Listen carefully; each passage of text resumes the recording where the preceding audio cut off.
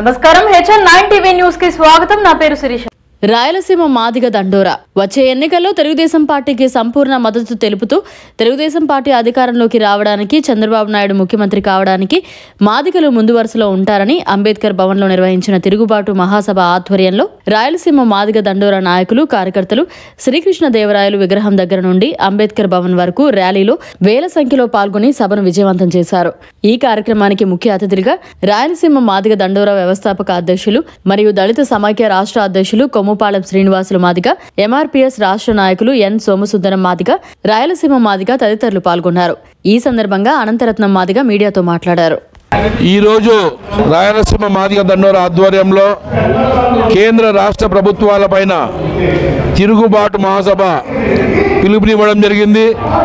మరి ఈరోజు తిరుగుబాటు మహాసభకు కర్నూలులోని SP యూత్ అన్నగారు మరి వాళ్ళ యూత్ని అన్నిటినీ పంపించి సంపూర్ణంగా మాకు మద్దతు ఇచ్చినందుకు రాయలసీమ ఉద్యమవందనాలు తెలియజేసుకుంటున్నాం.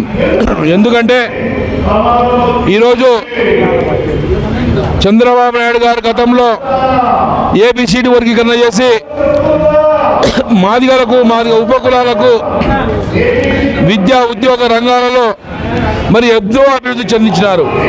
మరి అదేవిధంగా SC కార్పొరేషన్ నుండి NSFDs నుండి మరి ఎన్నో సంక్షేమ పథకాల ద్వారా మా మాదిగలకు మరి ఎంతో మందికి మరి ఆయన మరి సంక్షేమ పథకాలు ఇచ్చి ఎంతో మందిని అభివృద్ధి చేశారు. మరి జగన్మోహన్ రెడ్డి సీఎం అయిన నాటి నుండి మా సంక్షేమ పథకాలను అన్నిటినీ రద్దు చేయడం జరిగింది. మరి అదేవిధంగా బెస్ట్ అవైలబుల్ స్కీమ్ అనే స్కీమ్ కింద దాదాపుగా 60,000 మంది పిల్లలు చదువుకునేవారు పేదవారు. మరి ఆ యొక్క స్కీమ్ని ఎత్తేసాడు. మరి అదేవిధంగా NSFDs కింద కార్లు, పొక్లైన్లు, JCBలు అన్నిటినీ ఇచ్చినాడు గతంలో ఉన్నటువంటి ప్రభుత్వం. మరి జగన్మోహన్ రెడ్డి ఇవన్నీ ఎత్తివేయడం జరిగింది. మరి ఈరోజు SC/ST చట్టం ఏం చెప్తుందంటే మరి SCలను కూడా ఆర్థికంగా ఎవరైనా నష్టపరిస్తే వారిపైన SC/ST అట్రాసిటీ నమోదు చేయాలని చెప్పేసి ఆ చట్టం చెప్తుంది. మరి 4 సంవత్సరాల నుండి మా యొక్క సప్లై నిధులన్నింటినీ పక్కదారి మళ్లించి మరి ఆయన నవరత్నాలకు వాడుకుంటున్నాడు. కాబట్టి మరి సీఎం జగన్మోహన్ రెడ్డి పైన కూడా SC/ST కేసు నమోదు చేసి మా దళితులకు న్యాయం చేయాల్సిందిగా కోరుతూ మరి ఇవి అదేవిధంగా కేంద్ర ప్రభుత్వం మన కేంద్ర ప్రభుత్వం మోడీ గారు ప్రధానమంత్రి గారు మరి మణిపూర్లో దళిత క్రైస్తవులను ఊచకోత కోస్తుండే కూడా వారిని కనీసం కన్ను లేని కబోది మాదిరిగా మోడీ ఉన్నారు. మరి ఈ దేశం బాగుపడాలంటే పైలే మోడీ కటానా దేశ్కు బచానా.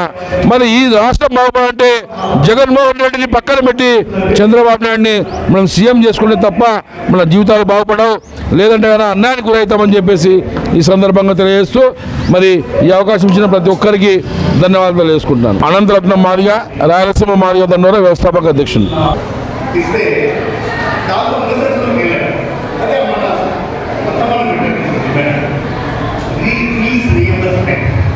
అంబేద్కర్ దాని దృష్టిలో పెట్టుకొని నా జాతి చదువుకోవాలంటే నువ్వు ఈ రీఎంబర్స్మెంట్ చెల్లించాల్సి పెడితే దాని నుంచి ప్రభుత్వం తీసుకొస్తే అది రద్దు చేశారు, దాని మీద తిరుగుబాటు చేద్దామని చెప్పి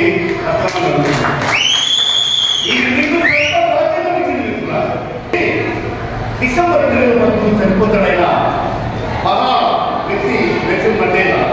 ఆయన ఏం చేశాడంటే తిరుగుబాటు చేశాడు. ఏం చేశాడు? డెమోక్రసీ చేశాడు. ఎలా చేశాడు?